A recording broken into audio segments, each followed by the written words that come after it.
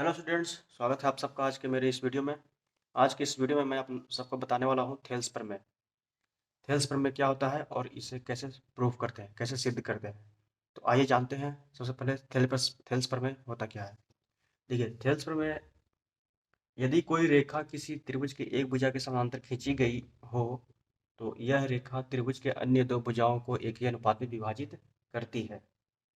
देखिए, ये एक त्रिभुज एबीसी है जिसमें भुजा बीसी के समांतर एक रेखा डी है जो भुजा AB को D बिंदु पर और AC को E बिंदु पर काटती है। तो हमें सिद्ध करना है कि AD बटा DB बराबर AE बटा EC। यही हमें सिद्ध करना आता है। तो लिखेंगे, सिद्ध करना है कि पहले हमने यहाँ पे लिख दिया है कि त्रिभुज ABC में भुजा BC के समानांतर रेखा D है जो अन्य दो भुजाएं AB तथा AC को क्रमशः D तथा E बिंदु पर प्रतिच्छेद करती है। देखिए, ये जो D है, AB को D और AC को E पर प्रतिच्छेद करती है। तो हमें सिद्ध करना है कि AD बट्टा DB बराबर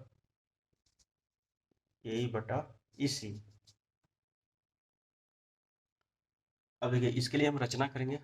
तो हमने क्या किया है रचना में, D से DG लंब AC खींचा और E से EF लंब AB खींचा और D से C को मिलाया और B से E को मिलाया। तो यहाँ पे लिखेंगे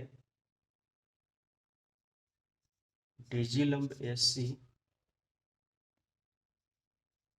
था EF लंब AB खींचा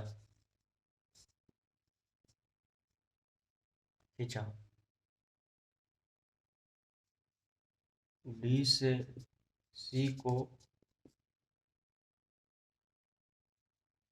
तथा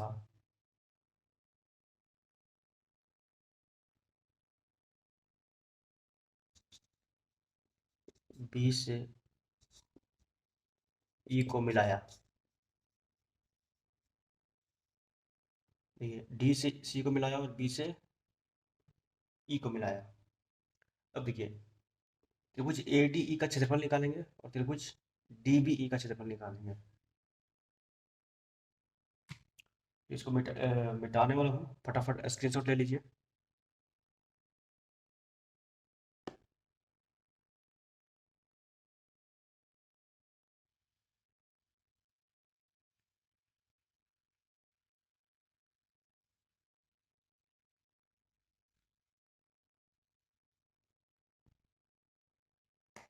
लिखेंगे एरिया ऑफ ट्रायंगल ADE,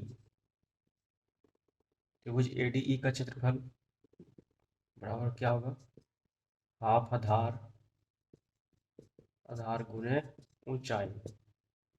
आधार क्या है यहाँ पे, ADE का आधार क्या है, AD, हाफ गुने आधार AD और इसका ऊंचाई क्या हो जाएगा, जो हमने लंब डाला है, EF। EF, इसको समीकरण 1 मानते हैं। समीकरण 1 हो गया।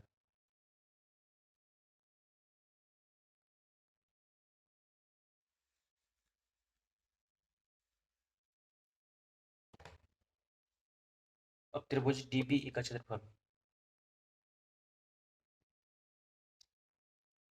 Area area of triangle DBE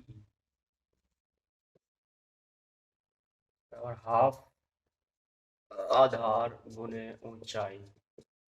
देखिए, इसका आधार DB हो जाएगा, हाफ गुने DB इंटू, अब इसका ऊंचाई जो होगा DBE का EF होगा, क्योंकि इसका ऊंचाई हम ये नहीं ले सकते क्योंकि ये 90 डिग्री नहीं है, 90 डिग्री ये है। तो ऊंचाई जो होता है 90 डिग्री वाला होता है, तो ये लेंगे EF। इसको समीकरण 2 मान लिया। अब समीकरण 1 और 2 से लिखेंगे समीकरण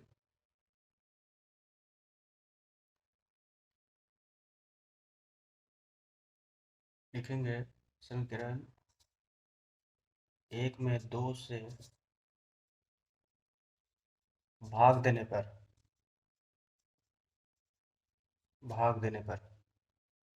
हो जाएगा area of triangle A D E बटा area of triangle D B E. देखिए इस त्रिभुज का क्षेत्रफल और इस त्रिभुज का क्षेत्रफल का रेशियो निकाल दिया तो हो जाएगा, देखिए, half of A D into E F बट्टा half D B into E F. E F से ई एफ कट गया, हाफ से हाफ कट गया, हो जाएगा ए डी बट्टा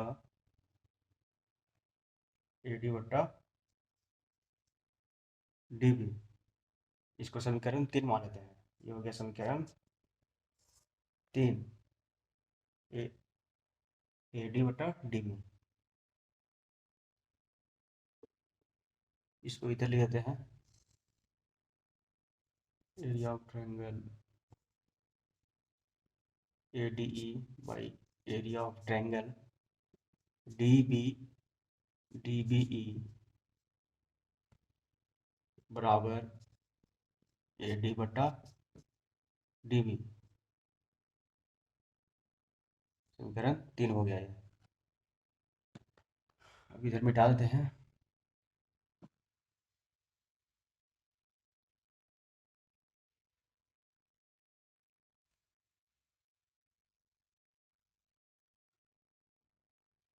देखिए अगेन हम दोबारा त्रिभुज ए डी ई का क्षेत्रफल निकालेंगे और त्रिभुज डी ई सी का निकालेंगे। तो लिखेंगे एरिया ऑफ त्रिभुज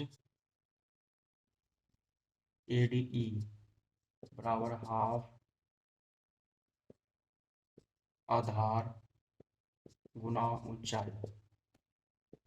हाफ, देखिए इस बार इसका आधार हम ए ही ले रहे हैं, ए ही गुना और ऊंचाई हो जाएगा इसका डी जी जी डी। ये समीकरण 4 मान लिया इसको, समीकरण 4। अब देखिए, अब त्रिभुज डी ई सी का निकालेंगे एरिया, एरिया ऑफ त्रिभुज डी ई सी बराबर हाफ गुने आधार गुने ऊंचाई बराबर हाफ गुने, इसका आधार हो जाएगा ई सी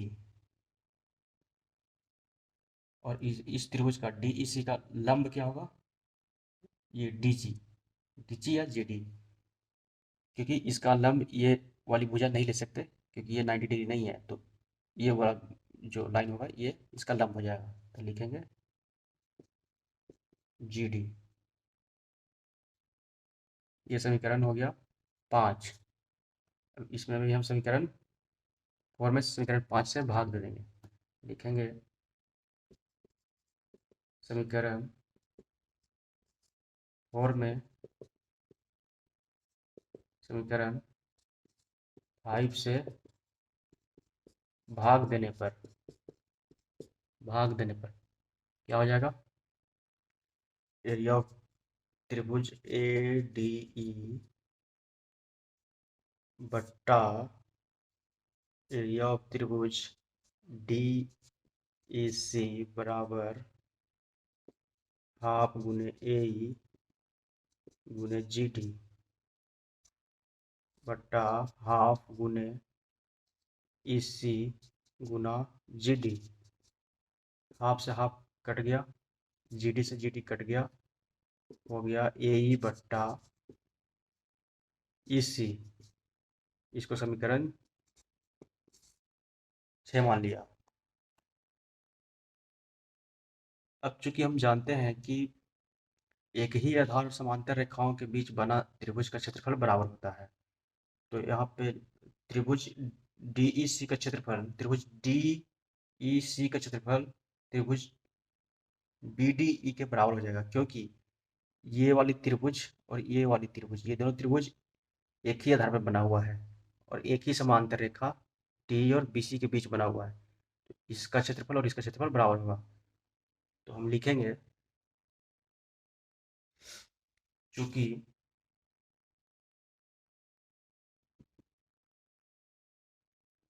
एक ही आधार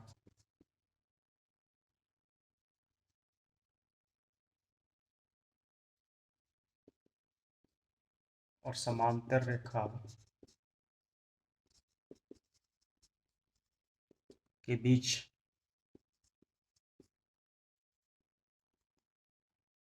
बना त्रिभुज का क्षेत्रफल बराबर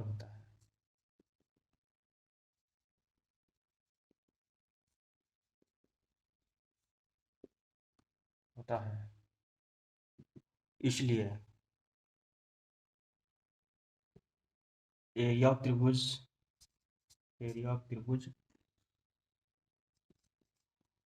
DEC बराबर एरिया ऑफ त्रिभुज DBE।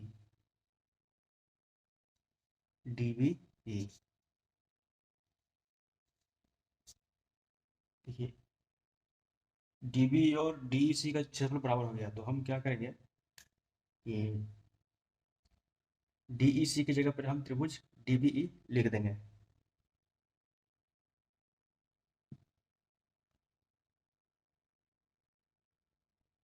स्क्रीनशॉट ले लीजिए इसका।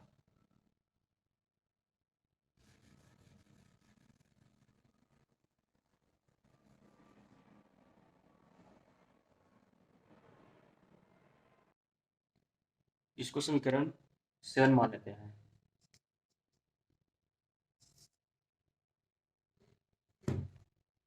ये देखिए, इसको समीकरण 7 मान लिया।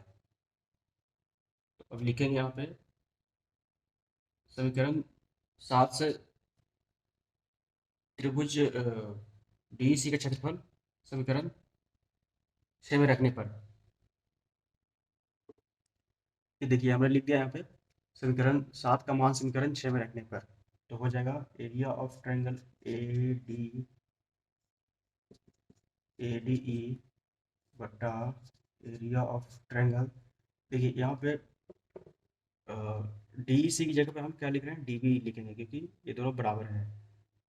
तो लिखेंगे यहाँ पे, तो ये हमने लिख दिया यहाँ पे त्रिभुज एरिया ऑफ ट्रायंगल ADE बटा एरिया ऑफ ट्रायंगल DB बराबर AE बटा EC। इसको समीकरण 8 मान लेते हैं।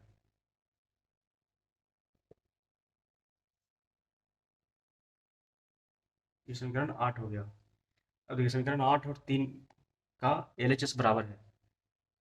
देखिए समीकरण 3 का देखिए एरिया ऑफ ट्रायंगल ADE बटा एरिया ऑफ ट्रायंगल DBE, और यहाँ देखिए इसका LHS देखिए एरिया ऑफ ट्रायंगल ADE बटा एरिया ऑफ ट्रायंगल DBE, दोनों बराबर है, तो इसका RHS भी बराबर होगा। तो यहाँ पे लिखेंगे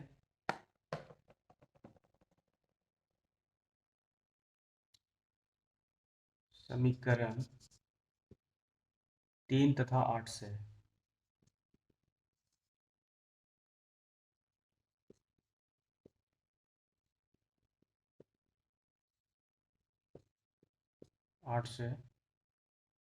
AE बटा EC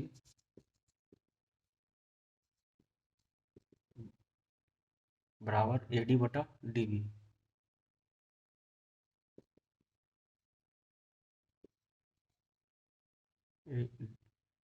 AD बटा DB, इसको फिर ऐसे भी लिख सकते हैं AD बटा DB बराबर AE बटा EC। और हमें यही प्रूफ करना था कि इसका जो है AD बटा DB बटा AE बटा EC प्रूव हो गया। आई होप आप सबको समझ में आ गया होगा। अगर वीडियो अच्छा लगा हो तो चैनल को सब्सक्राइब करना ना भूलें और साथ ही साथ शेयर करना भी ना भूलें। मिलते हैं नेक्स्ट वीडियो में, तब तक के लिए धन्यवाद।